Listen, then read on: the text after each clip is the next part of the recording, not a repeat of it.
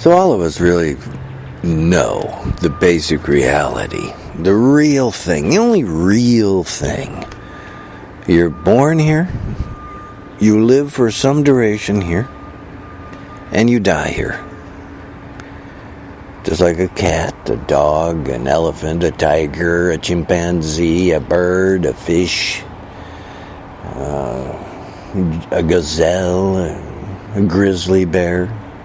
Doesn't matter. All living things have that same scenario, and all living things have the awareness of being alive. The awareness itself. Just like you do. Same awareness. The trouble is, it's humans who have just filled their minds with thoughts and distractions and emotional quandaries and worries and efforts and considerations and all that crap. So you're totally distracted. You never really pay much attention to the fact of just being alive. Aware of being alive. In that awareness is clarity. There is no thought. There is no distraction. You're just aware of being alive. It's tremendously clear. It sees everything just as it is, all around you and within you. And while you could say it's the biggest joke, horrifically sometimes, amazingly most of the time, profoundly always, fact is that awareness, you always had it. You didn't have to search, travel 10,000 miles to find your awareness. It's been with you all the time. But it has no, what would you call it? It has no boundary. It has no edge. It has no beginning. It has no end. It's awareness itself. And that is what dog has, cat has, gazelle has, zebra, elephant, tiger, grizzly bear, bird. They have that same awareness. And they themselves are also involved with, gotta find food, must find sex. Oh, I have children. Care for children. In their capacity of the form that they're living in.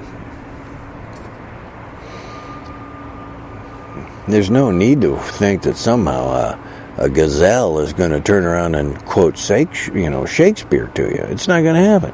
And nor should it. Nor does it need to prove awareness.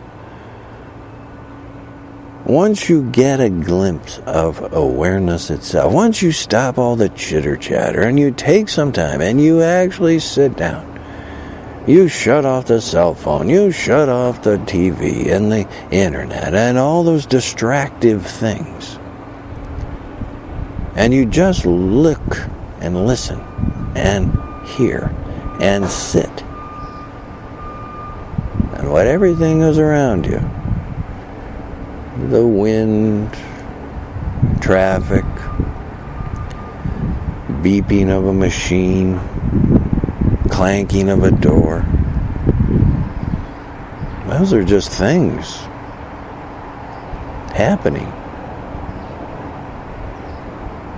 Every thought you have rising up with, coming to your attention, both overtly and very subtly, those thoughts can come. And gradually you just take some time, and you can quite easily find awareness itself. It's right there. You've always had it. The thing is, of course, you might recognize it for a second. You might recognize it for a split second or two. And then back to thoughts and a decision. And was that it? Or what's that going on? Was that door closed? Who is that be? What? Should I be? When I'm just sitting here, I think. And thoughts come back to you. You still got to sit. You got to give it some time. You've just been paying attention to thoughts and emotions. So it's been this ingrained habit within you that's what you've been paying attention to. You don't have to. You can just as easily be paying attention to awareness itself and be just fine. You still operate in society. You still know the structure and the ground rules of society that you're in, all that stuff. But you're just seeing it as it is, which is different. You're seeing it, you get it, you know how to operate within it, but you're just clear, aware to awareness itself, which has no decision, has no concern, has no bias. And in that, wow, you just go, wow. It's like you're suddenly just like, as a metaphor, you're just like the air itself. And all the trees, all the traffic, all the noises of life. Well, there they are. But just like the air, it just continues. It just is awake, clear, sees it as it is. Doesn't go anywhere. No place to go. You're already there. As a matter of fact. Go ahead, look for yourself. You'll see it. It's available to you. You're born, you already had it. You've always had it. And the key point is, if you're familiar with it, then as you get older and somewhere in there you die, right? Well, you think all that concern and worries and shopping regimen and got to get a deal over at the grocery store and you think that continues with you when you die?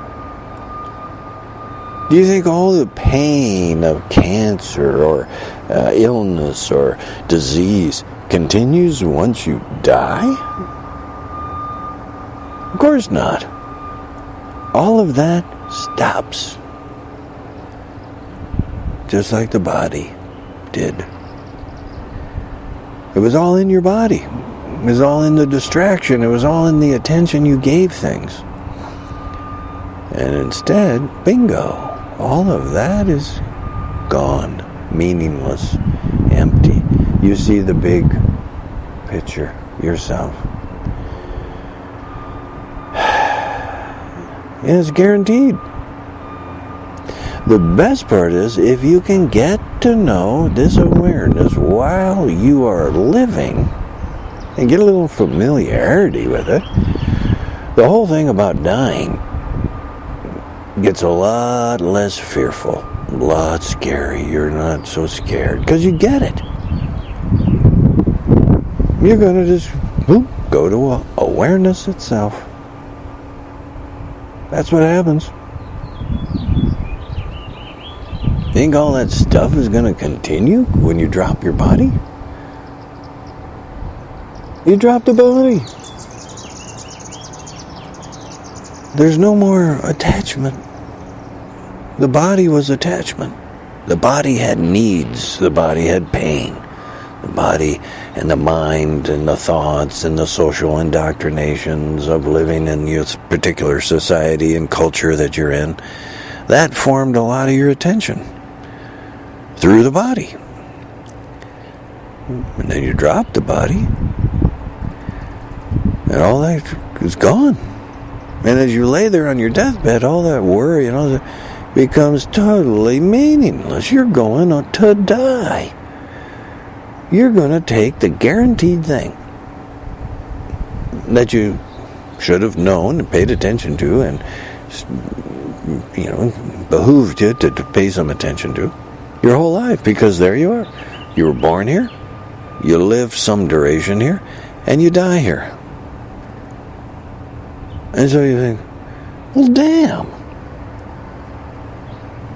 But back in the confused mind became the question, which came out of your awareness. The only reason you had the question of what is the purpose then?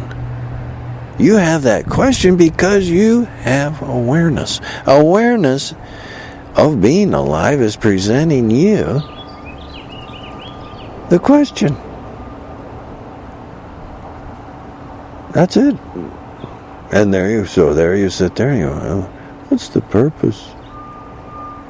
Well, during your life, you could have paid some attention to awareness itself, recognized it, and in doing so, it would change your perspective from all the social indoctrination and all the storybooks and all the myths of toga and sandals, fabrications, and ignorances. And you would have seen clearly everything around you and within you as it is. Not all the social and religious fraud and all that indoctrination, military indoctrination, government propaganda, advertising propaganda. All that is emptiness, fraud, failure. Sigh of relief. You recognize it. You put it in perspective. Awareness will do that for you. Drops away a lot of your confusion, a lot of your worry, a lot of your anxiety. You get it. Awareness is the key. Awareness. And on top of that, you always had it. It was always there.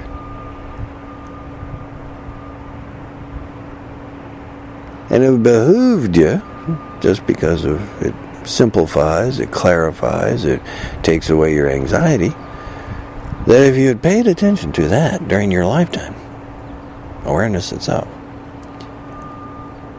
then it would have, you yourself would have benefited by being less stressful.